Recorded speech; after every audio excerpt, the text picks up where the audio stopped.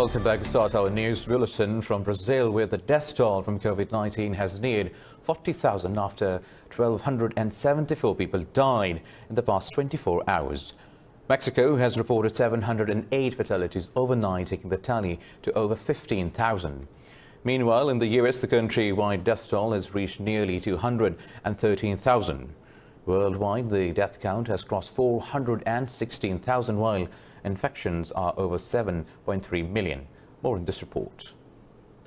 As President Donald Trump pushes to reopen all sectors of the economy, experts say the U.S. may see 200,000 deaths from COVID-19 by September. Meanwhile, the Pan Health American organization has warned that June will be a crucial month for Latin America, where death count has crossed 70,000.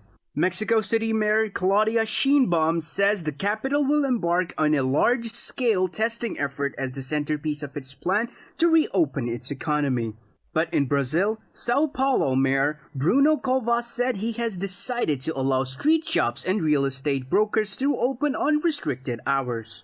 The city is still under quarantine. I hope that soon we can celebrate having defeated the virus. But now with the rates, it is possible to start the opening, but the fight continues.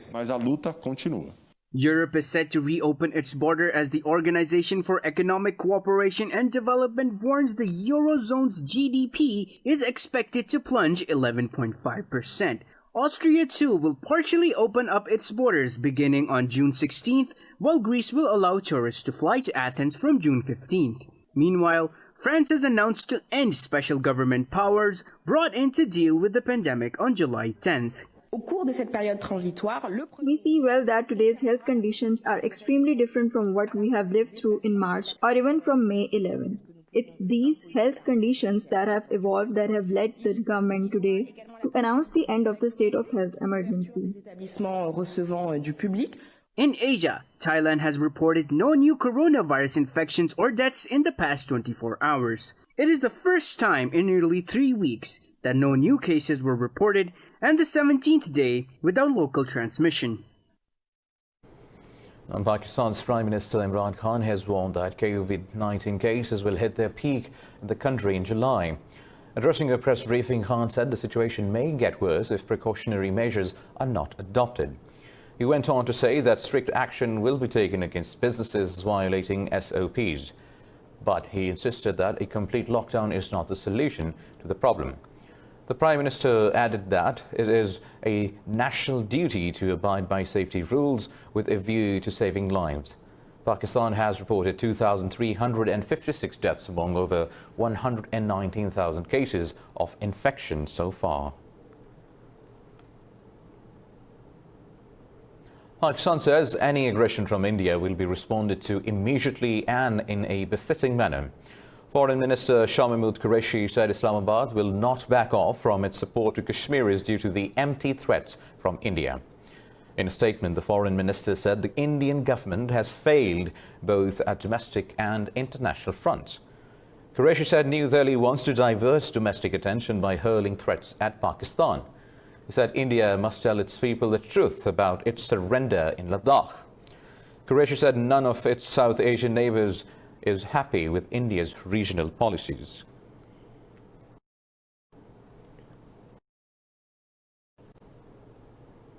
India has turned down a travel request for members of a US government panel seeking to review its religious freedom. Foreign Minister Subrahmanyam Jaishankar said such foreign agencies have no standing to assess the constitutional rights of citizens. This comes after the US criticized India's annexation of occupied Kashmir, the Racist Citizenship Amendment Act and the National Register of Citizens.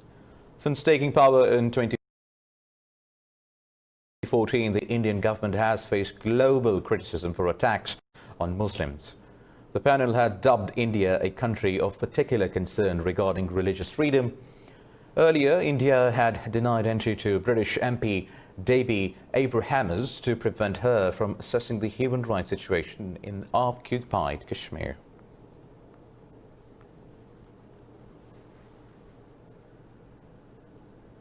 Meanwhile, Nepal's parliament is set to vote at the weekend on a new map of its border with India. The move underlines the Himalayan nation's determination to press its case in a land dispute that has strained ties with New Delhi. In May, Nepal published the revised map showing the sliver of land on its northwest tip as its territory. India rejected the map as it controls the area and says the land belongs to it. The government has tabled the new map in Parliament, seeking to amend the constitution and remove the old version. A parliamentary official said a House meeting is scheduled for Saturday when the amendment will be put to vote. Earlier, Nepal's Prime Minister KP Sharma Oli said he has sought talks with India to seek to resolve the dispute over the small stretch of land. Moving on, the U.S. CENTCOM Commander General Kenneth McKenzie says he cannot recommend a full withdrawal of troops from Afghanistan. In a video conference, General McKenzie said the Taliban will have to demonstrate they no longer support al-Qaeda forces in Afghanistan. General McKenzie said the Taliban are yet to fulfill their obligations under the peace pact with the U.S. He said the threat to the United States is not the Taliban, but the entities they allow to live in Afghanistan. The U.S. is currently on track to reduce troops to 8,600 by next month, if conditions under the peace pact are met by the Taliban. Last week, a UN report accused the Taliban of maintaining ties with the al-Qaeda despite assurances to the contrary. China says the U.S. must reach a deal with Russia on nuclear disarmament before starting negotiations with Beijing. In a press briefing, the Foreign Ministry repeated Beijing's stance of not participating in trilateral arms control talks involving the U.S., Russia and China. Ministry spokeswoman Hua Chunying said the fact that Beijing will not take part in the negotiations does not mean it declines to join the international efforts. She said China has always actively pushed for substantive work on reducing nuclear complex risks and maintaining global stability. She also added the U.S. should respond to Russia's call to extend the Strategic Arms Reduction Treaty and reduce its nuclear arsenal. On Tuesday, U.S. Envoy for Arms Control Marshal Billingsley urged China to reconsider participating in the arms control negotiations. The UK says any solution to the unrest in Hong Kong must come from the former colony itself and not from Beijing. In a 6-monthly report on Hong Kong, Foreign Minister Dominic Raab said all sides must invest in dialogue and reconciliation. Raab urged China to respect Hong Kong's autonomy as well as its own international obligations. He said China should reconsider its new security laws. The report follows Hong Kong security chief's announcements of setting up a special police unit to enforce new national security laws. The state media said legislators are working tirelessly to draft the legislation. A local official said the laws will likely take effect within a month.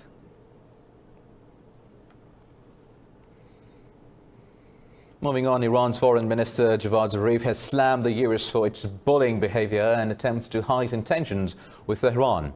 In a series of tweets, Zarif said after breaching the nuclear deal, Washington retains no right to abuse the UN and the IAEA to vilify Iran. The foreign minister also condemned a pro-Israel lobbying group for its negative role in US politics and dictating Congress. Earlier, a US general said the killing of Iranian General Qasem Soleimani has deterred Tehran from attacking American assets. General Kenneth F. McKenzie Jr. said killing Soleimani has had a significant effect in re-establishing a rough form of deterrence in the Middle East.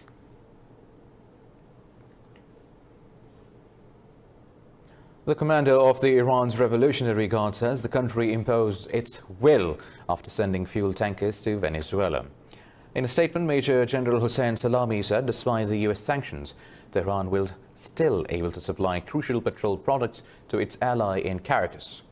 He denounced the United States as a fading world power and said the U.S. has been unable to contain the coronavirus crisis. Tensions between the two countries have spiked since 2018 when President Donald Trump exited the Iran nuclear deal.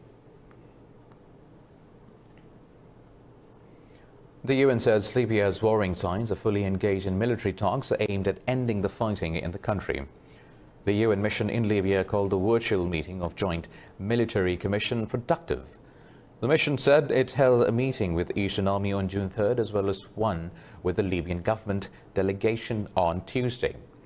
It said they discussed the draft ceasefire agreement presented by the mission to the parties in February. Meanwhile, U.S. Secretary of State Mike Pompeo has welcomed the resumption of talks between the UN and Libyan parties. In a press conference in Washington, Pompeo urged speedy negotiations to achieve a ceasefire. He said the quick and good faith talks are now required to implement a truce.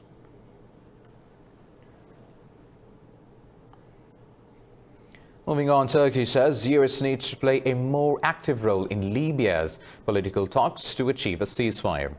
The remarks came as the two warring sides restarted UN-led truce talks. In an interview, Foreign Minister Mevlut Cavusoglu said US involvement was important to protect the NATO's interests. He said that Turkish and the US officials would discuss possible steps. Cavusoglu said for some reasons the US has not been able to be that active in Libya due to past traumas. The foreign minister said only a lasting ceasefire under the UN auspices would be acceptable. Turkey supports Fayez al-Siraj's internationally recognized government of national accord.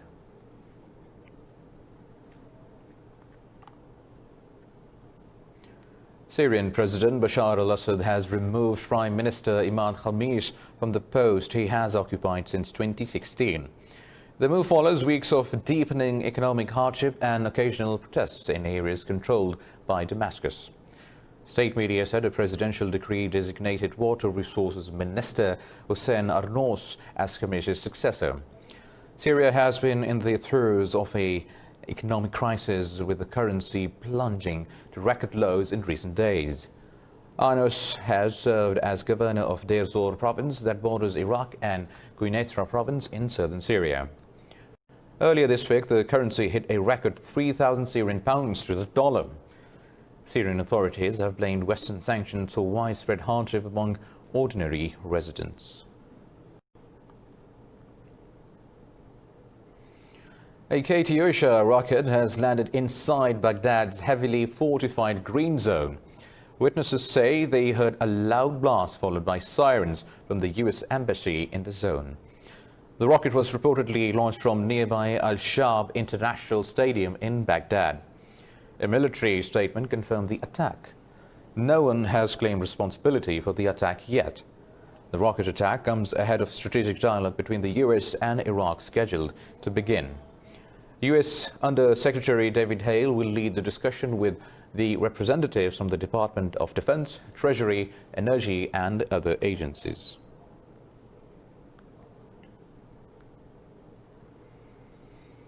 Now, the UN says more than 70 civilians have been killed and several others wounded in a raid in Nigeria's northeastern Borno state. In a report, UN Office for the Coordination of Humanitarian Affairs said the motorized armed group also stole a herd of more than 1,000 cattle in the Gubbio area.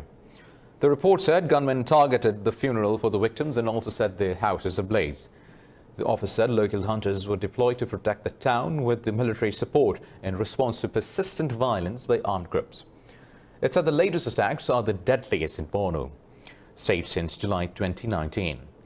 No group has claimed responsibility for the bloodshed, but militant groups of Boko Haram and ISIS are still active in the region.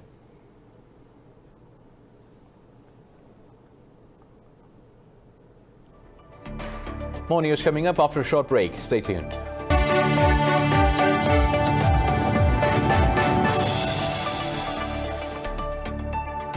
Welcome back. Now, Ethiopia's parliament has allowed Prime Minister Abiy Ahmed to stay in office beyond his mandate after August elections were postponed due to COVID-19.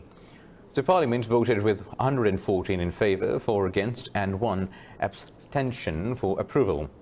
The House of Federation has also approved to extend the term of all assemblies until health institutions say the threat from coronavirus is over. Lawmakers have yet not decided when to hold the new elections. Largely peaceful demonstrations continue across dozens of US cities on the 16th consecutive day in the aftermath of George Floyd's custodial death. One individual was injured in Virginia as protesters pulled down a Confederate monument in Portsmouth. This report has more details. House Speaker Nancy Pelosi called for a removal of 11 Confederate statues from the Capitol as Floyd's brother testified in the Congress. But President Donald Trump says he will not even consider renaming military bases named for Confederate generals. The White House says it will present a police reform proposal in coming days, but ruled out reducing immunity for cops. One thing that AG Barr said was that in the Democrat bill, they talked about needing to reduce immunity to go after bad cops, but that would result in police pulling back. So that is one thing that is a non-starter. So is that, it's called qualified immunity. Yes. Is that a red line for the president? That's a non-starter in the Democrat legislation. Yes, John.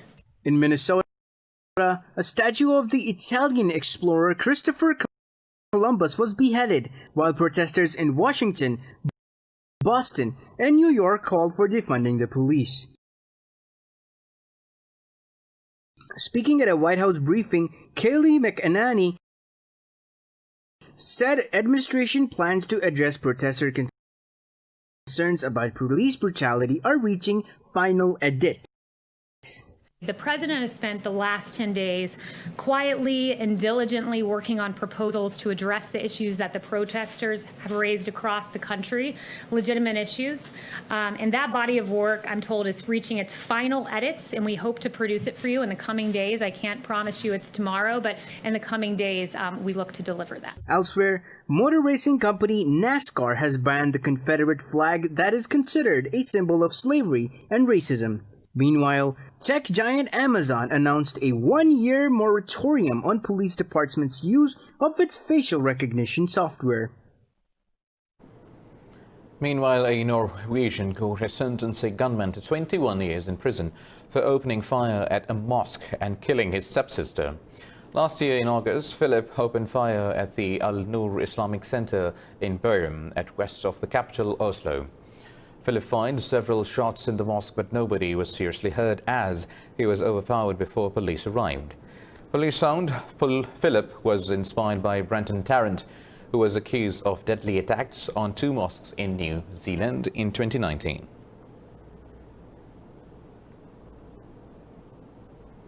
In the U.S., seasonal wildfires have broken out around Los Angeles amid scorching temperatures and fierce Santa Ana winds. Los Angeles Fire Department said about 200 firefighters and 4 dropping helicopters are fighting the blaze. Officials say the rescue services have contained 25% of the fire near the famed Getty Center Museum. Authorities said firefighters put out 2 other fires in Ventura in the north of Los Angeles. The so-called Elizabeth fire scorched 50 acres of land, while another fire in Thousand Oaks area was quickly extinguished.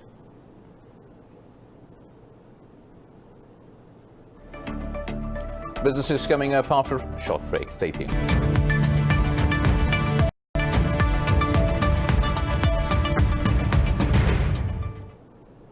Welcome back. German Chancellor Angela Merkel has stressed that Beijing needs to take action to open up its market and treat foreign companies fairly. Merkel made these remarks in video conference with Chinese Premier Li Keqiang. German firms want better market access in China and more legal certainty for investment. They also complain that the government in Beijing distorts competition with high subsidies. Merkel's spokesperson said she highlighted the need for further steps on market access, reciprocity and equal treatment of foreign companies. The spokesperson said that concluding an investment agreement between the EU and China is an important element in this process. Negotiations on an investment agreement have been underway for 6 years and should be concluded in 2020. Germany's flag carrier Lufthansa says it will cut 22,000 jobs as it struggles to deal with a slump in air travel following the pandemic. In a statement, the airline said half the job cuts will be in Germany and hopes to take the matter resolved with the unions by June 22nd. The company said the aim is to pave way to preserve as many jobs as possible in the Lufthansa group. Last month, Lufthansa agreed a rescue deal worth €9 billion with the German government to save it from collapse. The airline employs more than 135,000 people worldwide. Ford Motor Company of the US and Volkswagen of Germany have signed an agreement to expand their global cooperation on developing mid-size pickup trucks. Both car makers announced their companies will also cooperate on the development of commercial and electric vehicles. Volkswagen Group CEO Herbert Diess said it is vital to set up alliances between strong companies amid COVID-19 and its impacts on the global economy. He said the collaboration will reduce development costs and allow a broader distribution of vehicles. By 2023, Ford will build a new electric vehicle for the European market, which will be based on Volkswagen's modular electric drive toolkit. Both companies said more than 600,000 units can be produced by Ford in such a way over the years. The US stocks have fallen sharply on fears of a second wave of coronavirus infection and a grim economic forecast from the Federal Reserve. All three major Wall Street indices are trading lower. The Dow Jones Industrial Average is trading lower by about 3%, while the S&P 500 is trading lower by about 2.5%. The Nasdaq Composite Index is also trading lower by about 1.5%.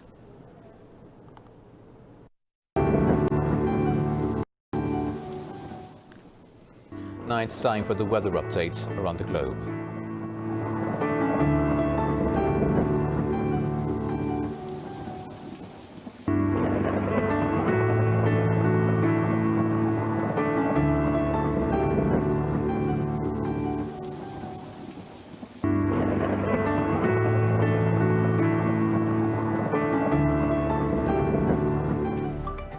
With the weather update, we come to the end of this bulletin. For more news and updates, keep watching Indus News.